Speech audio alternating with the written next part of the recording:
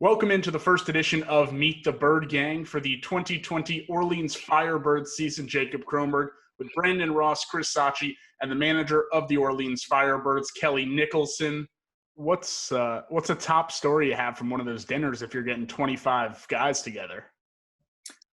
Well, I can tell you I can tell you a funny story about Eric Lauer. I said, "Where are you staying, Eric?" And he said, "Well, we're at the Ritz-Carlton."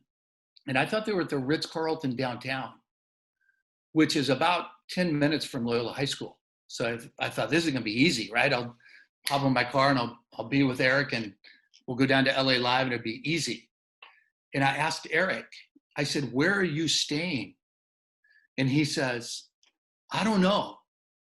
I thought it was just really funny that a major leaguer had just gotten called up, taken a red eye, arrived at the hotel, probably right 4 or 5 in the morning, had no idea where he was staying. Our players like to do that. I haven't been mini golfing one time in my 19 summers there. Really?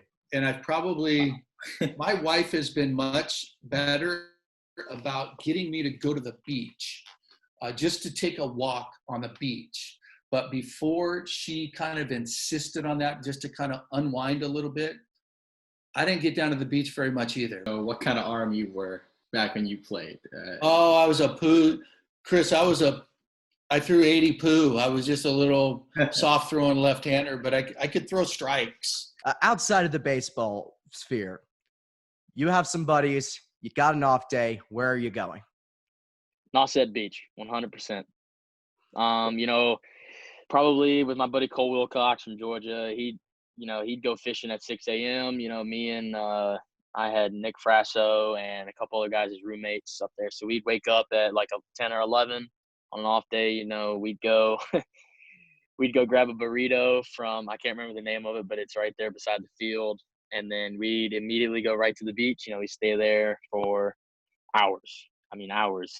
Burn up, come back, and your host mom's like, "You guys didn't put on sunscreens, did you?" And I was like, "No, we didn't." So we were swimming in the ocean, in the ocean one time, and there's seals. I've never seen a seal up close and personal, and he was probably 20, 30 feet from me. So that's a pretty fun experience. One day we did a home run derby for the pitchers before in one of the mornings before one of the games. That was Who fun. Won? Who won that? Shoot, I can't. I know Seminaris did not win it. I can tell you that for sure. It was not me. I hit one home run. I had one. Or how many did you I'm trying to think who won. Shoot. I hit a decent amount. I want to say I hit like 7 or 8. So not bad.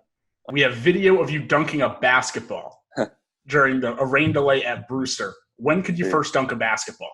We hadn't even stretched or anything, and he was like, "Hey, let me see the ball." And then I would say probably like late sophomore year, like sophomore summer going to junior year was like the first time I could really start dunking it. But, yeah. I could dunk a basketball in 10th grade. Really? Yeah. Can you compete with Nick Frasso's dunks? No, not at all. Not at all. Definitely not anymore. And when I say my jaw hit the floor, it was the craziest thing I've ever seen. I was like, there's no way that just happened. What's the spot to go to in Orleans when you got a late night game, but it's not late enough where everything's closed? Luckily, I'm not gonna lie, host mom, Colleen Johnson and Tom Johnson, they hooked it up. When we came back, they were always have food for us, and they fed us well. I definitely will say, I think I ate at the corner store almost every single day last summer, and didn't really get tired of it for lunch. So, during the day, that's definitely where I was going. But when it came to coming back late at night, Tom and Colleen always hooked it up. What was the Johnson House specialty? They made some phenomenal steak tips. I think we had it like 2 or 3 times, but they anything they made was extremely good. What are your 3 top fast food chains, and what's your go-to order at them? Okay, so In-N-Out is number 1. We just get 2 double doubles with no lettuce, grilled onions, either. And if we're feeling extra hungry that day, we go with some animal style fries. And then you got to get their pink lemonade. Number 2 is Chick-fil-A. That's on the more expensive side if I'm feeling like a big baller that day. But it's the same thing. 2 sandwiches, 2 Chick-fil-A sandwiches and a fry. And if we're feeling good that day, an 8-piece chicken nuggets, and another lemonade on the side. Not a big soda guy. And I would say currently the most visited fast food chain is Del Taco. And that's we go for the cheap stuff there. We get the chicken ranch rollers, about 4 of them, and water back at the house. Well, one's just got to be Chipotle. That's a given, I feel like, for any smart human being. No, I'm just kidding. But Chipotle, we have a lot of good fried chicken places here, so I'd probably go – it's called Joella's. It's kind of like – I don't know if you've had Cane's or Zaxby's, but it's kind of like that. So Chipotle, Joella's, and El Nepal is a Mexican restaurant. So those are my top 3 places that I would go chow down. The best place to eat on or around the Vanderbilt campus? I'm saying Chipotle. Chipotle?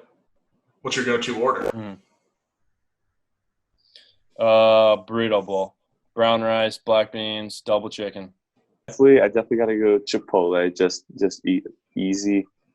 I go like chicken, steak, rice, cheese, beans, and mild salsa, and just get that bowl, get the tortilla on the side, kind of wrap it up if you want. But yeah, that's something. And then let me think. So we're going cheap meals, right? Cheaper let's stuff. Keep it like chain restaurants. Once the people know. I'm 100%. I'm going In-N-Out. Yeah, I go 4 by 2 there, which is 4 meats, 2 cheese.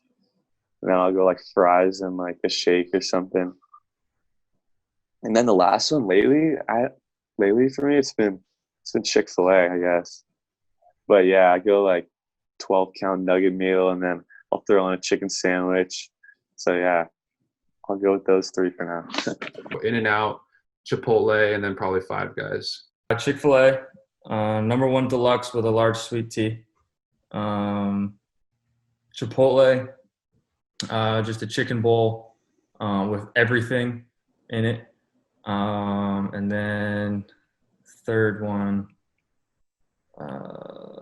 tropical smoothie, peanut paradise with a chicken bacon ranch sandwich. Round 4, pick 125, the Rays are on the clock, and you hear your name called. What's your initial reaction?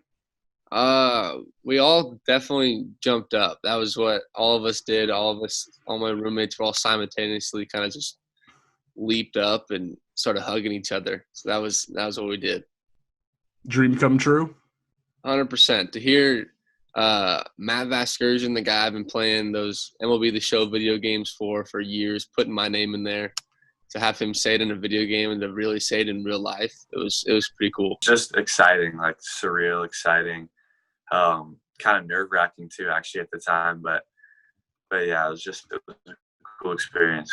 Me, I just kind of dropped my head. I couldn't believe it. It was a surreal moment that I've been waiting for since I was 7, 8 years old. So it was kind of a realization moment that all the hard work I put in up until this point just kind of paid off for the time being, and I was just overwhelmed with emotion. I mean, it feels amazing. Just being as a little kid, like 3, 4, 5 years old, just dreaming of playing the MLB. So just getting that ball rolling. Definitely have a long way to go, but definitely just enjoying the moment right now, and then just have to put in a lot more work to get to the end goal. I don't know if the excitement will ever kind of quiet down. Hearing my name called was definitely a surreal experience. I mean, that's something I've been dreaming of since I was little, playing in Little League. So yeah, it was a special moment. I was sitting right here, and he puts the contract down on the table, and I'm looking at it. I'm like, what am I doing right here? Like, this is just, it was such a surreal moment. And like, there's so many different emotions of, all right, I'm so ready to go play baseball, but like, I'm also so thankful for even having this opportunity. And I mean, but finally getting ink to paper, it was definitely a great feeling. It was a surreal moment. You know, it's a fulfilling a childhood dream. You know, it's affirmation of all the hard work, and you know, to see it come to light and to be a real thing, and to say, you know, I'm now a professional baseball player. I play this game for a living now. Was definitely a humbling experience. It's something that we've been working for my entire life, and had a goal of playing professional baseball, and it's an awesome feeling. Not a lot of guys, especially at a school like USC, can start at freshman year at a key power position at first. So Yeah. I guess talk to me a little bit about you impressing coaches and players and getting that spot at first, even as a freshman. We started off the year like 0 for 16, 0 for 17. It was pretty bad. I mean, it wasn't like the worst at-bats in the world, but I just would like hit the ball right at dudes and stuff like that. And then I started sitting, and I would maybe get a pinch hit at bat in like the 8th inning when it's like 40 degrees outside. So that wasn't fun. Yeah. And then finally, we're about to go in and play ASU on the weekend. And we hadn't really been playing well as a team. And our coach at the time was like, we're going to enter squad today. Whoever has a good day, like, you're going to get an opportunity this weekend. So I was like, well, I better ball out because I'm done. Like, I don't want to watch you guys play anymore. Like, I'm ready to go. I remember I went 2 for 2 in that with a home run, and then I got the start against Arizona State. And then ever since then, I just never looked back. I just took off. And I still remember my first batter, Zach Watson, LSU center fielder. I remember watching him on TV that year. And I was just like, oh my gosh, this is real. Like, this guy, I watched you on TV. Like, and now I'm pitching against you. So to even think that I would get to the Cape my senior year, I would have said, maybe. Like, I'm doubtful, but yeah, I mean, it was crazy. What's your first memory with your family or with your dad in baseball? Actually, at the time, I was more intimidated by all the players. My parents always tell a funny story. The Yankees, I guess, they would only let the family members in after wins. And one of the games my dad won, and obviously my mom isn't allowed in the clubhouse because there's players changing, all that. So she let me in, and she couldn't come in, and I couldn't find my dad. And apparently I started freaking out. I was all scared. And then he finally came out, and it was all good. But then a couple days later, whatever it was, the Yankees, I think it was like the 7th inning, they were losing, and they take the lead. And I think I got all upset, and my mom said, "What's wrong?" And I said, "I don't want them to win. I don't want to go back in there." But now, joking around, like, that would be awesome for me to be around the big league guys in the clubhouse. But I guess it was a different perspective back then. What's your relationship like with Kelly Nicholson and some of the other coaches from the Firebirds? Yeah, Kelly's awesome. I was talking to him a few weeks before the draft, and he lives out here close to me. So hopefully one of these days I'll be able to sit down and get dinner with him soon. But yeah, he's a great guy, and that's all credit to him for making the summer so special for me. Now that you're a pro ball player, who fronts the bill on that dinner? I'd probably pick him up on it. Well, you took part in the first ever no-hitter. Yeah. In that combined no-hitter. What was that like? That was the best, worst game I've ever been a part of. I wish they put the temperature on the box score because it was like 38 degrees. Yeah. If you look at the box score, you would never think no-hitter. We won 6-4, and we were losing twice. What's the best baseball moment you've ever been a part of? One memory that was really, cool was Mike Hessman's he's a minor league home run king. I got traded over to Detroit, and then I spent like 3 days in Toledo before I got back up going up to the big leagues. And I got our pitching coach, Mike Ross, says, "Hey," he goes, "You're not on chart today, but you're on video camera." I was like, "Camera? It's a hitter's job." He goes, "No. You need to videotape Mike Hessman. And when he hits his home run, get it on tape." And I got to videotape it, and it was pretty awesome. So hit a ball at fifth, third field, hit it up off the net, and I got to just be there with a bunch of guys that I just met for the first time. Hess is now a coach. He's up here in the big leagues now, this season with the quarantine stuff going on. And that was just one of my favorite memories. I'll never forget my debut, my big league debut. I pitched 3 innings, came in relief, pitched 3 innings, and got the win. We hit a home run in the bottom of the 8th to go ahead and win it, which was amazing. And I got to share a moment with my dad after the game where, we were hugging and crying like babies. And that's a memory I'll never forget. Kelly told me I had to ask you about your number you wore in Orleans and why you picked it. Can you go into depth on that story? Yeah, so the number I chose in Orleans was number 34, which is my big league number now. And when I was at ASU my freshman year, a teammate of mine, a roommate of mine named Corey Hahn broke his neck sliding into second base, and his number was 34. And that summer he was supposed to go to, I believe, Katuitt.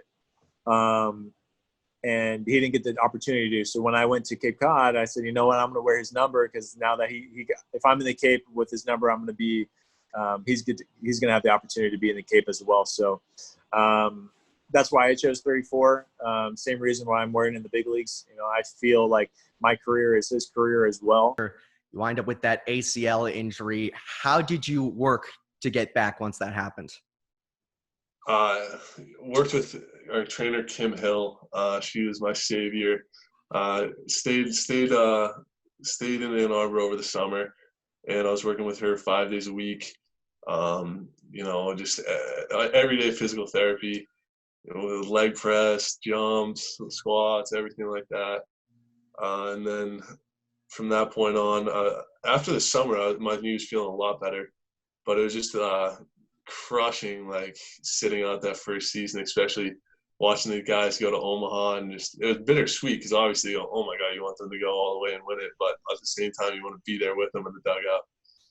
And I was while that whole run was going on, I was sitting watching games in the locker room by myself. So it was bittersweet, but I'm sort of glad it happened though, honestly, because it got me a lot more focused than what I'm doing now. Because I don't really mess around with any of that. I tore my ACL playing basketball with a couple of guys on the team. Yeah, so Tommy Henry is texting the group chat, "Hey, who wants to go play basketball?" I was like, "Yeah, sure, I'll go." Went up for a dunk, and then I came down, and my knee just caved in. So I don't do anything like that anymore. I'm very, very focused on what I'm doing now. So I guess it is what it is. What is your sense of what your future entails for the next 5 years once you graduate this spring? I think it's pretty up in the air now, honestly, for how soon it's kind of closing in. I'm currently applying to some scholarships for grad school, which I'd be able to go to right after school. And then there's always the possibility of baseball.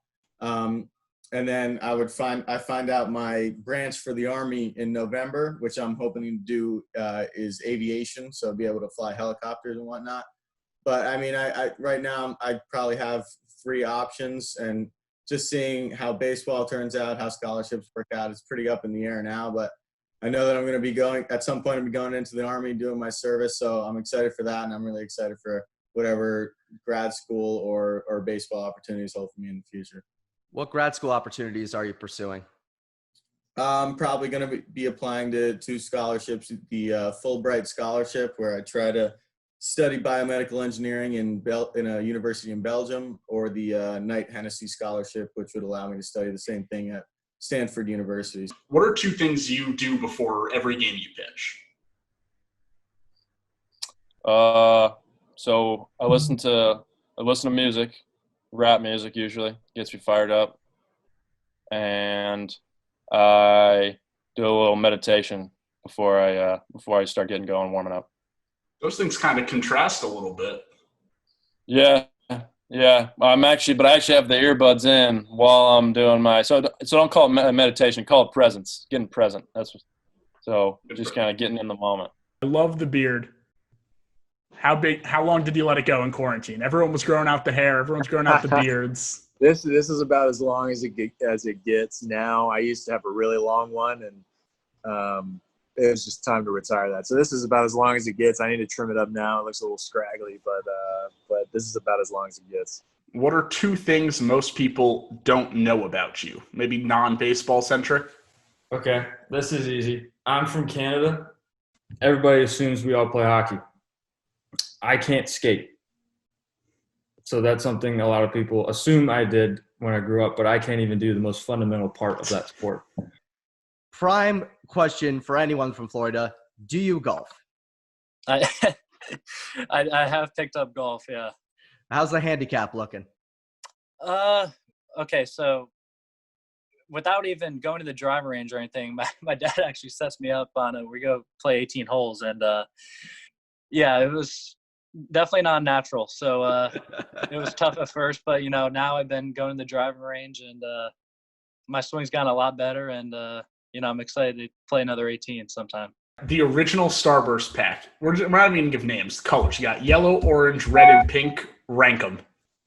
Okay, if red and pink are not in your top 2, I think you're crazy. So it's red, pink, orange, yellow. What's the thing you take away from the Cape experience that you miss the most? Just playing baseball every day, especially in a time like right now when we can't, just being able to play a game every day with a bunch of great teammates and great coaching staff. What makes the Cape so special, and what are those guys missing out on? Yeah, I think it's the history. Everybody knows about the Cape. That's kind of your dream as a kid when you get in college ball is to go play in the Cape. You see the movies about it, all that stuff, and it's just got such a rich history. The fans are very, very loyal to the teams. Obviously, they're going to show up.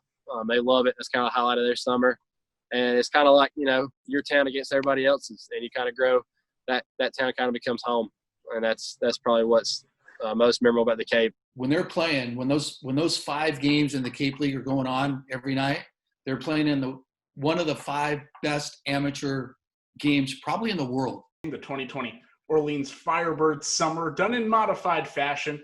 For Brandon Ross, Chris Sacchi, and our very special guest, manager Kelly Nicholson, I'm Jacob Kronberg. Thanks for watching.